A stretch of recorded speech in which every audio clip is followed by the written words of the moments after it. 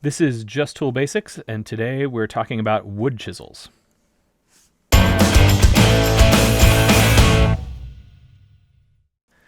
Hello everyone, welcome to Just Tool Basics. Today's topic is wood chisels, that is, chisels designed for cutting wood as opposed to stone or whatever else you use chisels for. Let's first just talk about the basic kinds of chisels. By far the most common kind of chisel you're likely to encounter at any big box store or hardware store or whatever is a Western style tang chisel. So what that means is this is a chisel where the blade is solid forged steel.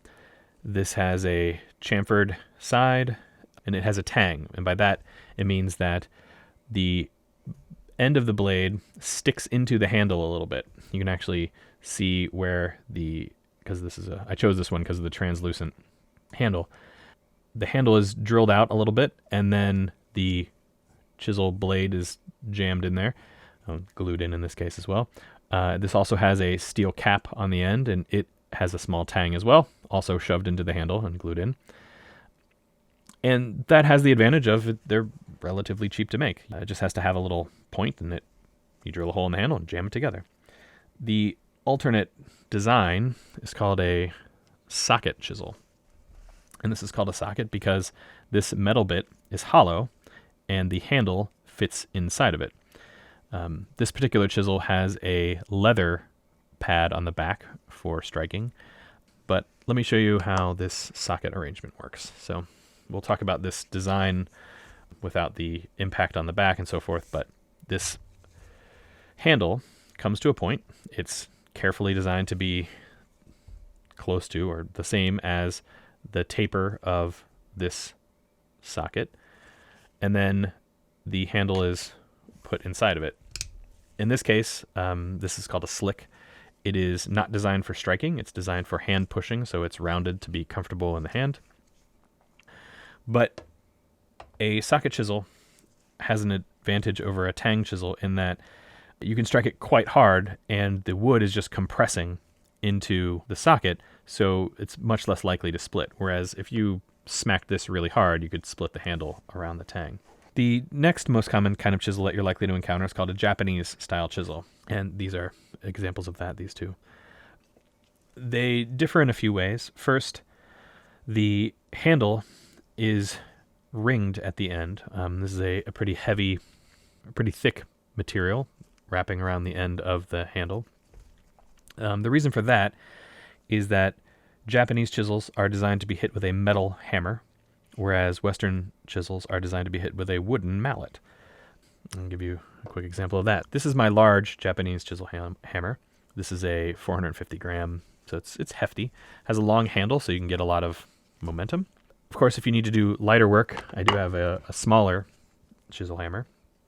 Shorter handle, somewhat smaller and lighter head, and that's for lighter tapping, for not wailing on it. And not that you can't hit lightly with the large hammer, but it's heavier, the handle's longer, it gets in the way. The little one is nicer for smaller tapping. Whereas for Western chisels, this is my large chisel mallet that I have. I have smaller ones as well, but this is the heaviest thing that you'd want to hit it with. This is a softer wood, so that it has a little bit of shock absorption. As the wood compresses when you hit it, you can actually see the face is somewhat dished out from years of smacking things. Additionally, I mentioned that the blade is all forged steel. Japanese chisels are made in layers. The bottom layer is, and you can maybe make this out on camera, that it kind of changes color. The bottom is a lighter color than the top of the chisel. This is a very, very hard steel at the bottom, harder than the forged steel of the Western style chisel. And then the top is all iron. And the reason that it's designed that way is because with this very, very hard steel, having it be solid steel of that size is, one, more expensive, but two, makes it very hard to sharpen.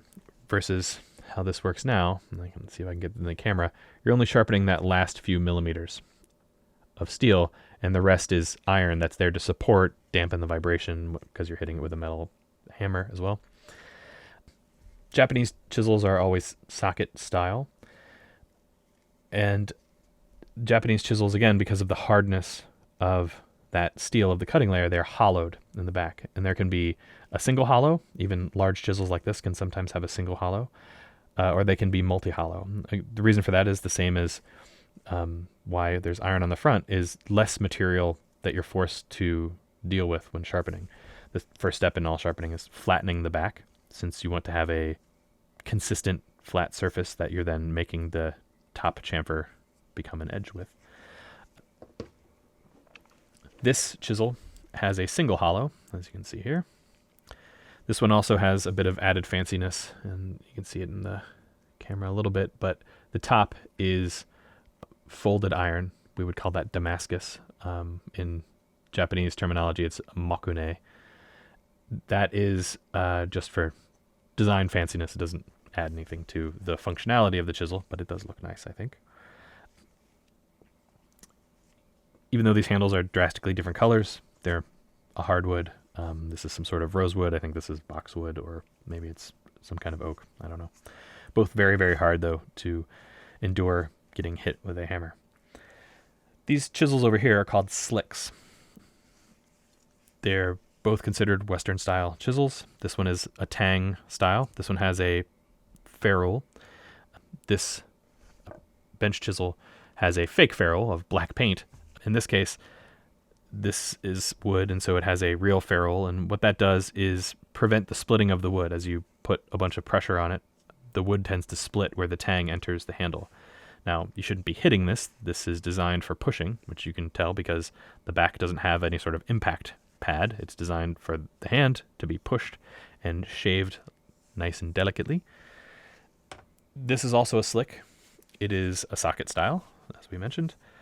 Again, not made for being hit. It has a rounded handle. It's a handle that I made specifically to be comfortable and pushed and shave the wood that you're working on. This chisel is called a mortise chisel. You can see that it is a very heavy block of steel that makes up the blade. This is extra heavy duty because it's designed to be smacked down into wood and wrenched out to leverage out the chips from digging out a mortise, which is, a ditch in a piece of wood, though you could certainly cut all the way through it, make it through mortise. Normally, bench chisels, have that taper that we showed here, and that's just for making it a little bit more dexterous. You can get into corners and so forth. Now, these are a type of slick as well. These are called skew chisels. They come in pairs. This is left, and this is right-handed. The idea here is that for very figured woods or very difficult woods, this angle has more of a slicing motion as you're pushing along the edge of the piece of wood that you're cutting, allowing you to just have an easier time dealing with it. This is also a tang style arrangement with a ferrule. Again, rounded end for your hand, so not designed to be hit. Now this is called a dovetail chisel. Now, while the bevels on the sides of this are for a little while and then come flat, these are a sharper angle, and they come all the way to a point. As you can see, let's see if I can get that on camera, like that. That allows you to reach into the edges of a dovetail, allowing you to clean it out a little bit better. Now, this is a mimic of a Japanese chisel. It has a hollow on the back, but the blade is made out of all steel. This is not a true socket. It is a socket look. You can tell that it is not because you would not put a ferrule on the handle if this was a true socket. I'm not going to tear it apart to find out, but I would be very confident in saying that it is not a true socket chisel. It does have a ring on the back. However, this ring is, like the ferrule, a very thin metal. You can see that it's not heavy like the rings of these true Japanese chisels. And that's fine. I mean, there's nothing wrong with these chisels having a ringed end and appearing to be Japanese-ish, but they're not true Japanese chisels for sure. And last example I have for you is a framing slick. This is a French-style framing slick. This is a full tang. It is steel end to end. You can see the end here. It is designed to be wailed on. You can hit this quite hard. There's no handle to break per se. This is wrapped in a PVC shrink tube kind of thing. Traditionally, this would be wrapped in leather or some sort of cordage or something like that. This one is relatively new, more modern, and so PVC is cheaper to do and quite durable. This is pretty heavy for a chisel. It's designed for timber work, framing work, to cut out large mortises and trim large tenons, things like that. But these come in much larger sizes, 1.5 inch, 2 inch, 3 inch, 3.5 inches for doing large log work. Let's talk a bit about sharpening techniques. So you're probably familiar with the sharpening stone. That's pretty typical for sharpening pocket knives or whatever you sharpen with. Fully acceptable to use with a chisel. And that's where you at an angle on the stone, and you rub it back and forth to smooth first the back and then the cutting edge. But if you want to sharpen more quickly, it's pretty common to use a rotary sharpening stone, and that would be a large stone that rotates around, and you can press the bevel into that stone, and it cuts a dished profile on the bevel, and that's called a hollow bevel. It's hollowing out. It's very slight because the wheel is several inches around, so it may not be immediately obvious. I think you can probably see it on here. Like, you can see that's just not perfectly flat. Actually, use the lines of my mat here. You can see that's just you can see it in the reflection. You can see that's very slightly concave. Now, because this is all steel, that's totally fine. Having a hollow bevel means that touching it up is relatively easy, because then when you touch it up on a flat surface, you're only rubbing off the steel at the very tip and the very heel of the bevel. However, while that's acceptable for these all steel Western style chisels, we do not do hollow bevels on Japanese chisels. And you don't do that because, as I mentioned, this is a layered setup. So the bottom is this hard steel and the top is the supporting iron. If you were to do a hollow bevel on this blade, you're thinning out the tip of this very hard, very brittle steel layer that makes up the cutting edge. And you're very likely to chip and break that, making it so that you have to sharpen it more and more, which is wasting your chisel and just generally being a pain in the butt. So if you go down the path of Japanese chisels, unfortunately you cannot use the faster sharpening wheel. You have to do it in a traditional fashion. Now, there are rotating disc style motorized sharpeners. That's totally fine. It's a flat surface. But typically you want to stick with sharpening stones, or look up the Scary sharpening system, which is using sandpaper in a very flat surface like glass or granite or even MDF, and sandpaper to effect a very easy to use, relatively cheap — sandpaper is cheap compared to sharpening stones — way to sharpen chisels, plate irons for planes, whatever, with a flat surface. And just on the topic of sharpening, I did want to show this chisel that I bought a number of years ago off of eBay. This chisel started out, full length blade, out to here like a normal chisel, but this was used by a craftsman somewhere in Japan for so many years and sharpened so many times that this is what's left of it. I got this for very cheap on eBay. Like I said, probably 20-something years ago now.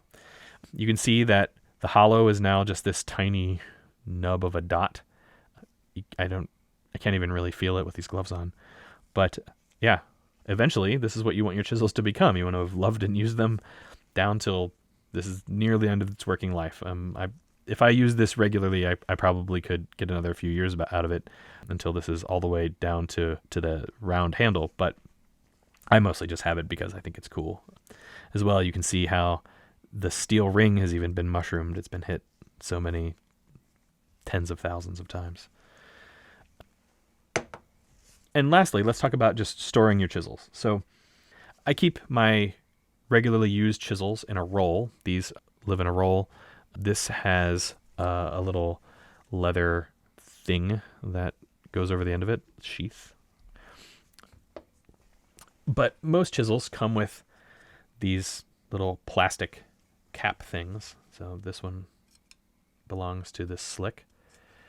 And it fits on there nicely, friction fit. I mean, it's certainly not going to fall off. and protects the edge. Now, if you have a roll, you don't really need it. They do get lost, and it can be a little bit bothersome, and then you have to end up making little leather things.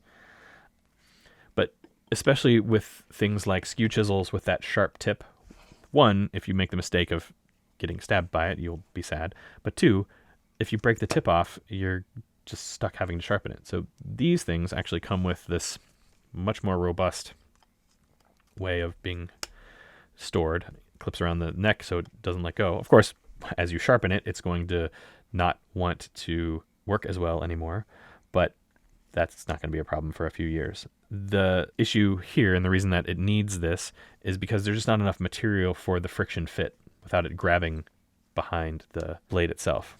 So once it's shortened enough that this isn't going to work anymore, I'm going to have to make some sort of leather sheath for it. But yeah, protect your the tips of your chisels. There's nothing worse than grabbing a chisel that you expect to get to work with and finding out that you accidentally have a broken edge, and it's no good for its only purpose, which is to shave wood. So yeah, protect your chisels. Save your sanity. I think that's all we have for today. Thank you very much.